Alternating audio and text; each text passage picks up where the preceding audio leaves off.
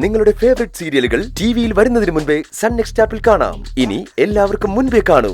ഇപ്പോൾ തന്നെ sun next app download ചെയ്ത് സബ്സ്ക്രൈബ് ചെയ്യൂ.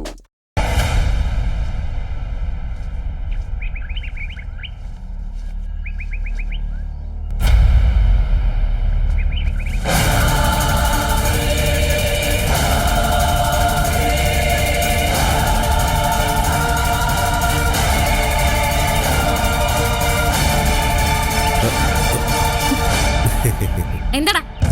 ഞാനേ നിന്നെ കയറി പിടിക്കാനൊന്നും വന്നല്ല. അതിനുള്ള സമയമായിട്ടില്ലെന്ന് എനിക്ക് നന്നായിട്ട് അറിയാം.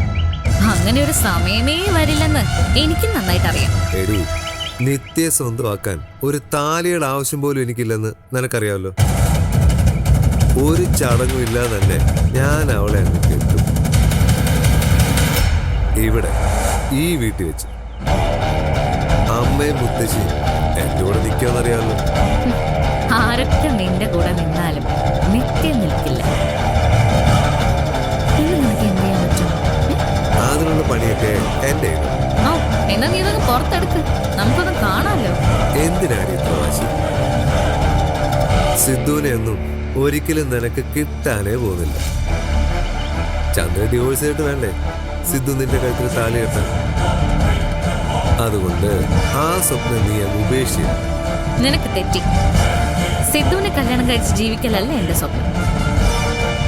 ഈ വീടും ഈ വീട്ടിലുള്ളവരെയും ക്ഷുദ്രജീവികളിൽ നിന്ന് രക്ഷിക്കാന്നുള്ളതാ. നീയാണ് ആ കീടം എന്നറിയാലോ. നിന്നെ എനിക്ക് ഒതുക്കണം. അത് കഴിഞ്ഞിട്ട് എനിക്ക് മറ്റെന്തോ.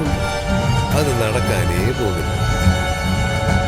ആജീവനാന്തകാലം എന്നെ ജയിലിൽ അടക്കുമെന്ന് നീ പറഞ്ഞിട്ട് എന്തായി? ഞാൻ പുറത്തു വന്നു.